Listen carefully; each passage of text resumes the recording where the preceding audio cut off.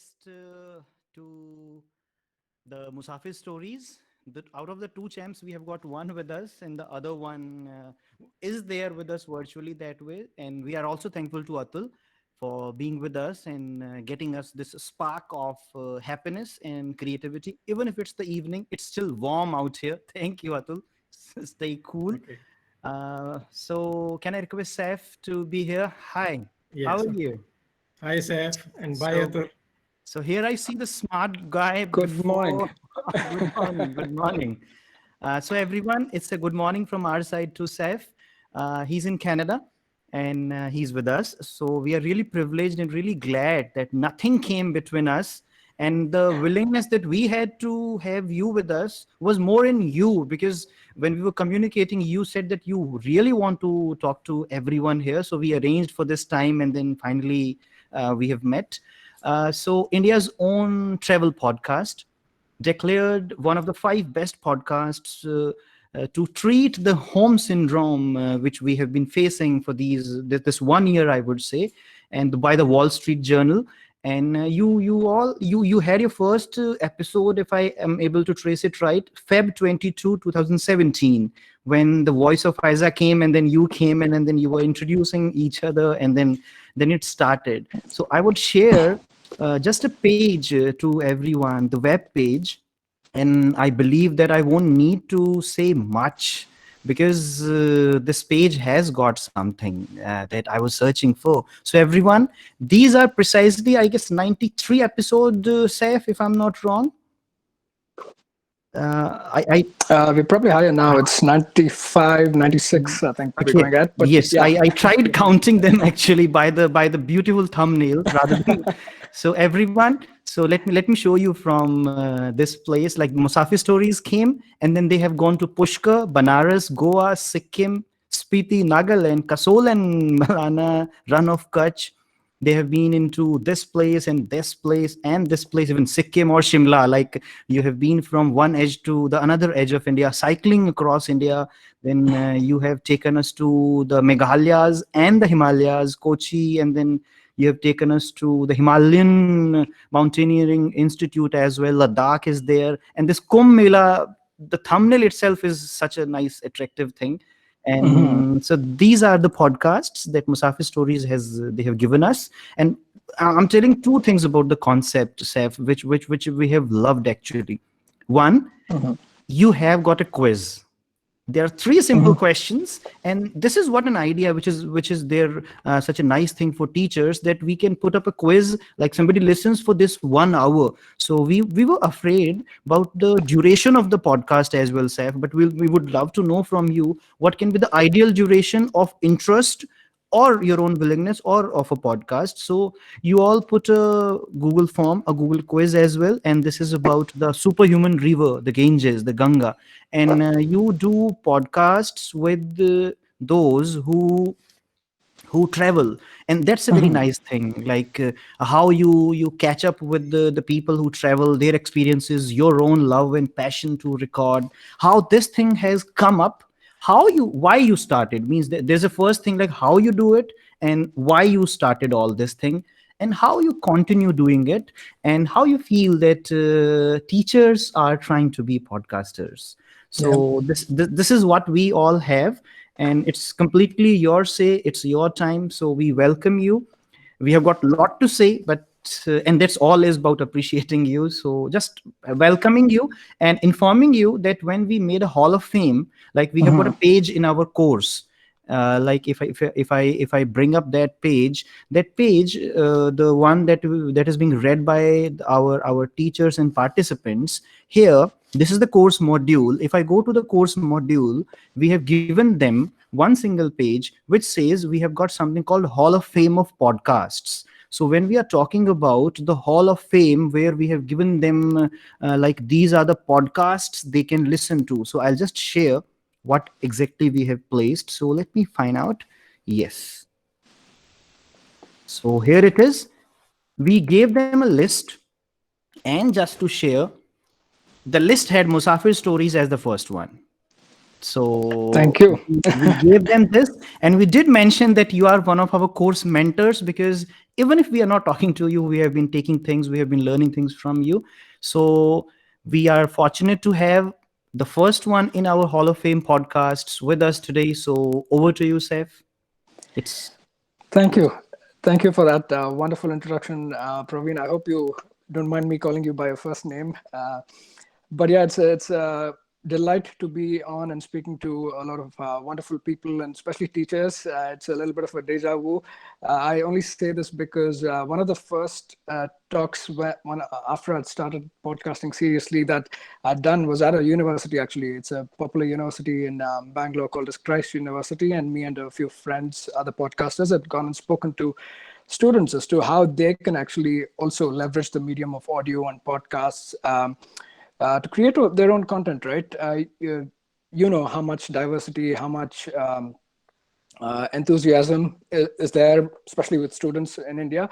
So we encouraged them, and we kind of spoke with them how they could leverage this medium to their own benefit, and also the benefit of their peers and the other audience in general. But yeah, just I'll definitely touch upon that a little bit more as to how teachers can also benefit from this and leverage this wonderful medium that we have. A little bit about myself. My name is Saif, like you introduced, and I co-host the Musafir Stories podcast with Hamza. And Atul mentioned at the beginning how he started the podcast. It was a very kind of novel way of his giving back to the community, right? Giving back to the society in a way. For me, it's a great way of actually doing it. But for me, it was a little bit of a selfish motive, I would say. I'd been in and out of India for a little bit. Although I was born and raised for most of my life for education and whatnot, I moved away from India, and I'd been away from India for most of my adult life. And when I moved back to India in 2016 of, I think it was December of 2016, I was looking to explore India, right? I had not traveled much because back in the day when you were in school or college, you're pretty much you don't have the money to travel, and when you have the money to travel, you don't have the time. So it's that never-ending conundrum. So I was looking to explore places, and obviously you have limited time, so you cannot cover off every place that easily. That's when my wife and I, came up with the idea of actually speaking to people who have traveled to all these amazing places, and India being the diverse, really potpourri, both in terms of just the beautiful places you have to see, and more than that, the culture and the people, right? It's not just one country. I would say it's a combination of several countries that's together, that's connected. So that was the idea as to how the Musafir Stories was started. And I'd just like to kind of even call out that I am a complete outsider. I was not a blogger in the past. I was not a media person. I had no interviewing skills as such. So that's the first thing I would say to anybody looking to start out. You don't require a background. There's no eligibility criteria for this. All you need is you have to have a message that you want to give out to. Yeah, it's just a mode of expression, right? It's just a mode of communicating. It's just a mode of reaching out to people, and it is actually even more relevant and significant in such a um, novel vocation as yours, which is teachers, right? All of I think every single person on this this has in some way, form, or the other been influenced, impacted by teachers. So it actually just kind of enhances and amplifies that messaging so much more. So I would definitely encourage everybody to utilize this medium of audio, in whatever way possible. And kind of, yeah, just moving on from there, how we started with Musafir Stories. We started reaching out to these people who were travelers, travel bloggers, and even sometimes natives of a place, right? All you needed to know is know well about that place. That way we were looking to understand, if we wanted to travel there, what are the different things we can learn from them. And the internet was a great medium to share this message with other people as well, because there's a lot of people looking to get this very information. And what better way than getting these genuine recommendations from people, right? I know you could read about it, but like even Atul mentioned at the beginning, there is a intimacy in the voice, right? There is that genuineness. That's why we even if you try to look back at time, you always tend to connect really well with some RJs. There is always a favorite RJ of yours, right? Because there's that connection with the voice, that messaging that you kind of try and latch onto. So I would definitely say that that's one of the biggest benefit, that audio is a very, very intimate medium. And even beyond that, some of the other benefits of podcasting, right? It's very, very easy. I know sometimes video can be a little, although it's a great medium for learning, I won't deny that, but it can sometimes be, not everybody can be as comfortable in front of a video, right? I'm exhibit A. I'm not very comfortable being in front of a camera and speaking to. I get conscious very easily. So that way, being just an audio only podcast, it takes away that inhibition, right? You're allowed to express yourself a lot more freely. That's a big, big benefit. Another thing in terms of how beneficial it is, imagine this, even from in terms of a listener or a student who's listening to this, right? We're living in an age where there is a little bit of a fatigue in terms of screen time, right? You're always in front of a screen, be it studying or be it watching something on YouTube or television, whatever it is, you're always in front of a screen. And if you're trying to kind of squeeze in learning in that, sometimes the messaging might be lost just because of that fatigue that I spoke of. So I would definitely recommend, again, it doesn't have to replace the existing medium we have. That is obviously the great classroom experience that we have, the online experiences we have, the books that we have in terms of learning. But what podcasts can do is they can be a great supplementary or a complementary medium, right? I say this because you literally don't have to look at a screen while you're listening to a podcast, right? You could, well, what this means is you could listen to podcasts in a lot of other use cases. Say, example, when you're commuting, right? You're going to and fro to work or college or whatever it is. You're in a bus. You don't feel like watching or reading anything. You can just plug on your earphones, listen to a podcast. You're working out. You go on a run. You're in the gym. You can listen to a podcast. You're doing your household chores, washing vessels or cleaning the house or whatever it might be, you could listen to a podcast. So it's a great way. And actually, there's research backing this up that the auditory learning, right? It's a great way of learning as well beyond the reading plus watching videos, whatnot, because what it does is it forces the listener to kind of connect with what he or she is listening and form a mental image of what is happening or that concept that's being explained.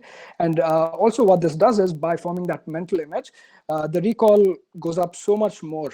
So the understanding is so much better rather than just in one medium. And either way, I would say learning through different modes is what makes that learning experience more well-rounded, I would say. I am actually a great proponent of this as well, that I believe by learning from different voices, by different medium, that way at least things that I retain, that goes up more, as against if I'm only reading things and trying to retain all of that. I might just blank out at one point and then but not remember as much. But if I am trying to absorb learning, be it education or any other new thing that I'm trying to pick up, a new skill I'm trying to pick up, a new language I'm trying to pick up, it's a great way of actually diversifying the different modes in which you're learning, and adding audio to the mix is actually great. And I would think it would actually make a really great medium even for teachers if you start not just, I don't know when we'll go back to the classroom, but obviously even if you just start recording your sessions, right, and putting them out as podcasts, then because at least going back to the day I was in university and learning and everything, there's kind of pressure to pick up everything in class, right? You want to write down, you don't want to take notes, everything in class. That way you kind of also have the pressure of losing the message because you're so kind of keen on taking down notes and everything. But if you know that you have a backup of listening this, you can always go back and listen to and kind of build on your learning. So there's no pressure and force to learn everything in that 30-minute or 1 hour session you have. So that's a great way, I would say. And I'd just like to add a couple of more important tidbits, right? I know India is a up and coming market in terms of podcasts. We haven't kind of embraced it as much, but I honestly feel that this is something that's going to go very mainstream. You could even see this, we might be a little slow, but even in terms of adoption, the learning platform, be it Byju's or whatnot, they've kind of taken off in a really, really big way, right? And I strongly believe even podcasts will start complementing and supplementing the different modes of learning we have in this space. And just to give you an example, China is actually seen as one of the bigger markets in podcasting after the US, after the North American countries. But if you look at the details a little more closely, you would see that the top podcasters in China are not necessarily celebrities or somebody doing interviews with celebrities and things like that. But a lot of the educators are actually the people who are the top podcasters in China. And actually, people pay to listen to them.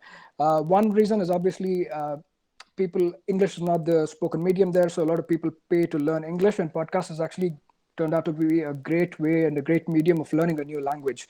And in this case, in China, it's English that's the most learned language.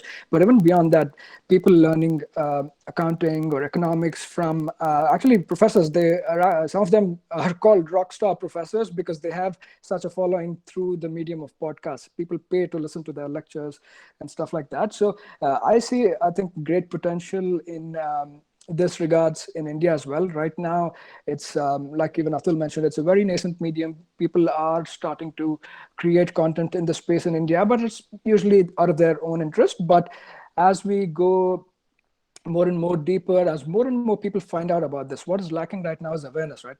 And again, I blame this because podcast sometimes sounds like a very technical term, right? But in reality, it's just audio, it's just voice, right? And the beauty of it is that I think it's just the beauty of internet in general, that's sitting in one corner, even in my case, sitting here in Toronto now where I'm for work. I can communicate with people in India. I can literally communicate with anybody in any part of the world. So that's the power of the internet. And by actually putting out lectures of your classes or even your expertise in a particular subject, you actually open that up to students across the country, technically speaking, right? Anybody who doesn't have access to, say, your classroom, or even if you're giving lectures or any talks outside of the class, if people don't have, students don't have access to this, your podcasts actually are a great medium for them to be able to access this medium and absorb that message. So all in all, I would think it's a great medium. And the biggest advantage I would say is like it's very easy to do. It's not as overwhelming as something like video, right? Video, even in terms of editing, it takes a lot more effort. But podcasts are made so easy to make now that I think apps like Anchor, they make it so easy. You just have to do is download an app on the phone, hit record, and just place it in front of you and start speaking. And don't get overwhelmed by, oh, I have to get a mic, I have to edit, and all of that. You just have to start. It's pretty straightforward now, and with the kind of smartphones we get, the audio quality is actually pretty damn good. So I think I would kind of want to take a pause at this moment and see if there's questions, because you as teachers would understand this as to what the value of having an interactive session is, where there are questions, and I'm actually talking about experiences related to those questions rather than just going on a monologue. So thanks a lot again for this opportunity, but I'd like to take a pause at this moment and hear from you folks if there's any questions, and I can answer them. So I won't call them questions because I know that some of them were holding their breath that they won't type in the chat, otherwise they are going to miss something which is coming through your face as well. Yeah, we can imagine the person's face and his persona when we listen to the voice. And Atul said intimacy, and we felt the intimacy when we were talking, like you were Yep. saying something. So we'll open it if any participant, our learners, our teachers who are the upcoming educational podcasters, be it their own travelogues or stories or literature, or they make something for their students. So they can put up their queries in the chat and Saif can take this. And if I would ask you something, that because we want the teachers, those who have been trained into podcasting, it's not just about becoming a podcaster. You should be able to defend podcasting. So that has been the purpose, that if you initiate this thing in India, because as you also said, one of the Indian Express articles that I went through, that as YouTube is one place where we find all the videos, we don't have one place for the audios. So the more important thing in India, as you had also said, and we feel it rightly, is making people aware where they can get the podcasts. Like people can make podcasts, but how I'll be knowing that I can get a podcast from this place. So we are trying to bridge that gap. Hopefully, if teachers train students and it can come up as an alternative career, they can make money. If you, as you said, that it's a growing market. What would be your checklist to somebody who's entering into podcasting now, like these things to be kept in mind? And we repeat this question and we always get different answers from every podcaster we have been talking to. So what would be the thing that I or all of us should be keeping in mind to start with? First things first, I would say try and keep it as simple as possible, because if you try to complicate it most, one, you might kind of even take too long to start, right? The important thing is to keep it simple and to get going. Just do it, right? Like Nike says, just do it. So that's the first and most important thing. The second thing is, even though, like I've said, it's audio, it can be on any medium, you can put it up on a website. It's always good to go with a host that has distribution capabilities. Anchor is a good example. Anchor distributes to around 10 platforms, I think. So that way, what you're doing is you're giving the listener an option to, instead of saying that you have to come to YouTube and listen to it, he or she can listen to it on whatever app of their liking, right? You don't have to download a new app just to listen to one particular podcast. So being available, right, making the access to you easy, that's an important thing. So make sure you do that by being on a platform that makes it easy for your content to be distributed. Thirdly, don't get too overwhelmed by the technology. Again, if you're technically savvy and if you have the time for it, feel free to invest in mics, feel free to invest in editing and all of that, but keep it simple. Just like I said, a good smartphone uh, and an app like Anchor is fine. And if you prefer not recording directly on Anchor, if you just want to record yourself and check first, that's also easy. All you have to do is if you're using an iPhone, use voice memos. If you're using an Android phone, there's native Android recorders that's actually natively available on the app. You don't even have to download anything. It's that easy, right? Once you have that, it's about consistency, I would say, right? If you start on any journey, consistency is one thing, that one of the first thing you can measure yourself against. Later on, you can add other things to benchmark yourself. But initially, at least when I started off, all I thought was, let me be consistent and incrementally improve on other things, like maybe quality, maybe the kind of guests I'm bringing in, maybe my own kind of how I'm speaking or my language and things like that. But consistency is one of the first things and one of the things that is in your control, right? So try and focus on those three important things. In terms of one of the, I guess, challenges of podcasts, because the nature of the podcast being very federated, right? It's a very democratic medium. Nobody owns it. Like YouTube, like if tomorrow YouTube goes away, people will run everywhere to kind of figure out how to reach people, right? But podcast, the good and bad of podcasts is that the bad is obviously there's no one place where we could say go to. But now with big players coming into the fray, like there's Spotify now, there's Ghana, there's Apple Podcasts, there's Google Podcasts, right? That's a big thing as well. Now with Google coming into podcasts, the potential of that is great, because eventually anything that's actually, it'll just be, I think a few years or a few months down the line, it'll turn out that you could literally Google for a podcast, right? So that actually adds a lot of value in the ease of access. So that's a downside, but like I said, you don't have to be in one place. You can be everywhere by signing up on a stable and a standard platform like Anchor. There's other great platforms as well, but they do distribute to a lot of places. It's more about making it easy for the listener as well, not making it too much complicated, not having them download another place and set up a new account and all of that. As long as it's easy, the probability of the listener actually reaching out and listening to you is much higher. So those would be my 2 or 3 points, Parveen. I don't know if you have any follow-up questions to that. Noted. So one concern has been about the copyrights. So like means if like all the episodes that you have, those 100 plus and many more to come, unless you sell the content rights to somebody, the content by default remains with you, the copyrights. Yeah. So in terms of distribution, right, by putting it out on platforms like the different platforms I spoke of, Apple Podcasts, Google Podcasts, Spotify, and all of that, it still is owned by me unless I sign up with, say, I did a exclusive series for Audible, right? Audible is the Mhm. audiobook Yes, yes. arm of Amazon. So we did an exclusive series for them, for which they actually signed a 7-year licensing agreement with us.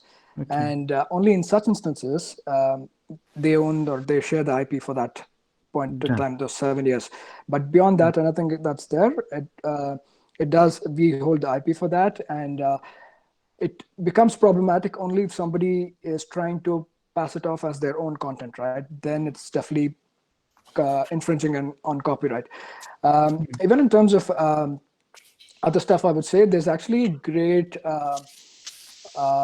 voice actors and others who have actually picked up stories, say, for example, stories of Premchand that are in the public domain. They've just done voice acting on that, read those stories out. It's no copyright infringement. Anything that's in the public domain that can be picked up. It's only if you're actually picking up IP owned by somebody else and trying to pass that off as your own, then it's problematic. Otherwise, there's no problem. Right. So that's an insightful thing for us. Like it will make us feel relieved as well. One Yeah. question, like there is one question that how do we reach out to listeners? So I'll add on to it, like because during the day we had a session about training people for YouTube. How can we popularize podcast? Like if I have a show or a channel, how can I feel that how to like make it popular, famous? See, one thing I always say to people is if you're doing a podcast to become famous, then that's probably not the right motive to be doing it. It's not easy. One, we're not living in the times of Amin Sayani, or we don't have the voice of Amitabh Bachchan that people will just listen to us for the voice. And beyond that, there's YouTube, right? People get on YouTube and uh, just by, I don't know, the way they present and stuff like that, you can make things viral, you can become popular. Podcast is not exactly that medium. It's a very niche medium also, because there's a certain kind of audience that usually likes podcasts. So that might be one of the reasons that podcast hasn't taken off the way it has, like YouTube has taken off, right? That might be one of the reasons. But what I have felt is being very authentic to what you're doing, right? That honesty in the messaging you're trying to do, or that whatever objective you're doing the podcast for, that authenticity is what is very important, and that's what will make a listener stick. If you're trying to emulate somebody, or if you're just trying to copy somebody and trying to be like them, it might not be, because then the listener might as well listen to that person, right? The original. Why would they listen to somebody who's trying to copy them? Being true to yourself, being authentic, that is the most important thing. And fortunately or unfortunately, the growth in audience and podcasting is always organic. What that means is whenever you have a following, you have a very loyal set of following. You don't have people who are just there for the way you look, or things like that. They're there for the message, right? So they tend to stick longer. So that's the good thing about Right. it. Yeah, because when you mentioned Amin Sayani, I observed one thing. Shami Narang, who is the voice of the metro, like Metro ke darwaze Mhm. daएं aur khulenge, he recently launched his channel, and I used to wonder because I'm an old school guy with radio and these things. He was not able to get even 1,000 views to his YouTube video, and that was wondering me that see people are not coming up like acknowledging him or something. Even now, like if I look at his YouTube channel, he's got 2.7K subscribers only, and the Mhm. videos are around 600, 700 and something, though he has got one of the greatest voices in the market because he does that thing also. One more question had come about the duration, like Mhm. what can be the ideal duration? Like is there some kind of a style sheet or a limit that somebody can prescribe about it? So there was a study actually done about this in the US. Again, obviously, because most data points are available in the US, given that podcasts have been around in the US for since 2004, 2005, right? So they've been around there for a while. The ideal duration of a podcast, again, this is a two-part answer. I'll give you the first part. That study, what it said was the ideal duration is the duration of the commute, right? So the average duration of a commute in whatever city you are. So just take a city, for example, it's usually, I don't know, in India, it's probably 40 minutes, 30, 40 minutes. 40. But in the US, it was about 20 minutes is what they came up with. And if you look at that, that's what most news podcasts and things like that, they'll be around that 20-minute mark, right? That's the duration of the podcast. And that's when you want to listen to it uninterrupted, because even when you're changing, say, commute to, say, getting to your office space or whatever, there's a little bit of a change in your environment, right? So it might be seen as people tend to pause there or stop there listening at that point. So keeping all of those things in mind, at roughly 20-minute commute duration, or commute, whatever commute duration was said to be an ideal time. But having said that, if you also look at the top 200, again, I'll stick to the US list for now, because that's where most data has been available over time. We have this data in India as well, but let's go back to the US market for a little bit. If you look at the top 100 podcasts, the average time is, I think, over 45 minutes. Again, this is because some of the top podcasters from the US, Joe Rogan, he's a great into type podcast. Some of his durations, some of his conversations and interviews go on for a duration of 2 hours to 3 hours. So there's what that says is, if you have great content, there's no limit actually. The ideal length of a podcast from that perspective is as long as your message has to be. Nothing longer, nothing shorter. Because if you're trying to squeeze it in 20 minutes, you lose the message. If you're trying to stretch it beyond the 1 hour, just for the sake of stretching it, if your message is not 1 hour long, that also means that you tend to get repetitive, you tend to get monotonous, and there's not enough value in that. So people will lose interest and people will drop off. So in an ideal world, the length of the podcast is as long as it needs to be. That's the ideal answer. But practically, I'm saying whatever the length of the commute is, right? So in the US, it's about 20 minutes. So I would say in India, say that's perhaps 30 to 40 minutes in big cities and shorter, right? So again, I would say don't go by that commute time only. Try to speak for as long as it's required, right? No extra bullshit, no, pardon my words, but nothing that's beyond what's required, or don't try to squeeze everything in to say that time box of 15 minutes or 20 minutes just because you're trying to meet that. So that would be a good guiding principle. Even if you look at my podcast, right, interviews range from anything from 30 minutes to some of them are like an hour long. So it doesn't really have to be a standard.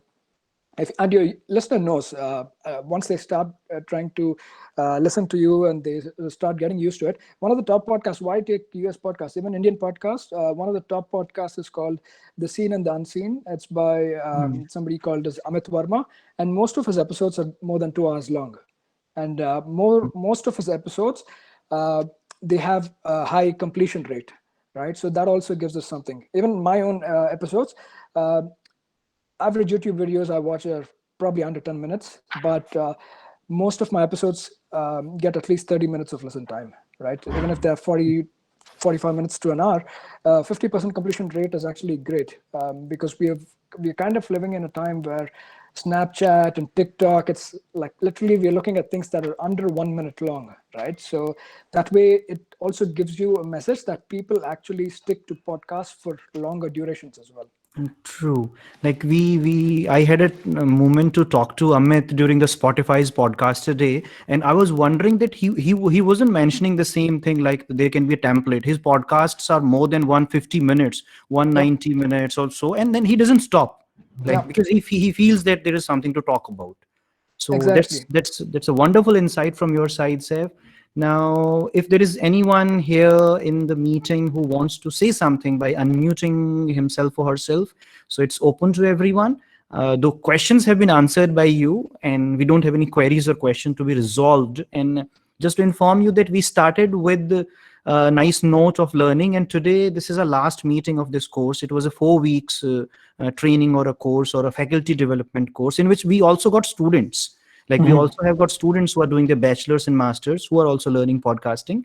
And now if there is somebody who wishes to unmute himself or herself and wants to say something, so you can, because we know that Saif is quite full of energy. It's morning for you, and it's the conclusion of the day for us. Yeah, So I or Dr. Sharma, he has been our mentor and the chief facilitator for the course, who's also seen on the screen. Now, I can invite him to say something because he pushed this course coming up, and we feel that we didn't say that it's the first course in the world, but we felt that it's a pioneer course for teachers to introduce them to podcasting, because absolutely. nobody, because see, you and I, we might be doing podcasting very easily through technology, but teachers, they're afraid of touching the technology, though it's nothing, Mhm. uh, giving the availability of Anchor and all those. So I can request Professor Sharma to present a loving and a vote of thanks, which is due to Saif and of course to Faiza in absence now, but do present with us. Abs- Definitely. So over to Professor Sharma. No, that means I don't have words to say. You have been so wonderful, and like just Parveen said that we just want to listen. We don't want to say or type anything into it. Your advices, your experiences, and the work which you have, Parveen showed us the website. You have traveled all over and shared the experiences. These are really wonderful. Uh, I think our course Professor Amol is also with us here, and I can say my colleague from Ambedkar University, Delhi, Dr. Mansi is there, Dr. Monal, they are there with me. I think I feel very proud about it that this great institution, which has been dedicated to one of the greatest social reformers of India, Dr. B.R. Ambedkar, who has been the voice of the masses, means showed the light to many people. And this course is also about podcast. So we are also trying to give a voice to the masses that express yourself through the audio medium. So I think I know that we are not the first one in the world, but at least I'm thinking I feel very happy that at least we are first in the India to offer this self-paced course. Definitely. So, and as you said that, in technology, we have that Roger Bell curve. So Hmm. those who take the advantage, they are innovators, the early adopters, and then the laggards. So at least we are in this field that all our, now we are, 50 present right now in this. So we have a good team of podcasters who will be leading this field. So we all are early adopters in this field, and we will spread this virus. Yes, this is This the kind of virus we need to spread. this one needs to be spread. So thank you so much. We are really very grateful to Thank you you. It was my to have pleasure. joined you, and it has been wonderful to listen to you. Thanks a lot.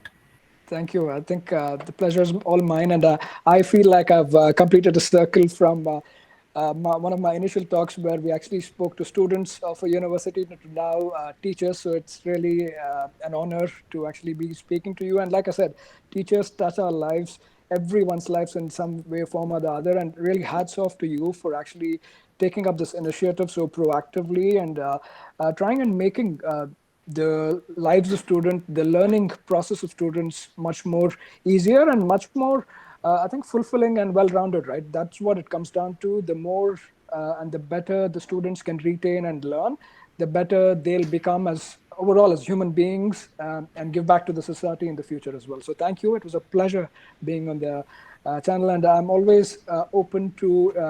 I think Praveen did share my contact details. I'm I available did. on social media, and if anybody needs to have a chat with me, I'm always open, always trying to share what we have learned over the past 4 or 5 years of podcasting. So thank you very much. And I wish you all a very good weekend, and enjoy your time, and good luck with the course as well. And I can request you to learn Spanish, I should. because this course has been found so good that I have already started receiving requests from my friends who speak Spanish and Portuguese, basically because I have worked in Guyana, Mhm. British Guyana, and there Guyana is the only country in the South America, on the landmass of South America, where the official language is English. Rest are all Spanish like Venezuela and those areas, or Portuguese like Brazil. So when Absolutely. we have next time, then you and me will be speaking in Spanish. Yes, I think I need to learn beyond hola and Yes, que yes, pasa. yes. Certainly, certainly. Like we won't leave any opportunity to grab your time again. So It's thank you all. very I'm always up. I'm always up to grab that offer. So please feel free to reach out to me. really Thank you glad. very much. It was my pleasure. Thanks Yes. Thank very you all. much. Okay, Best way. bye and take care, Saif. Take care. Thank Stay you. safe. Have a Thank you so nice much. day. Yeah. You too. Take Yes. care. Bye then. Bye. Bye.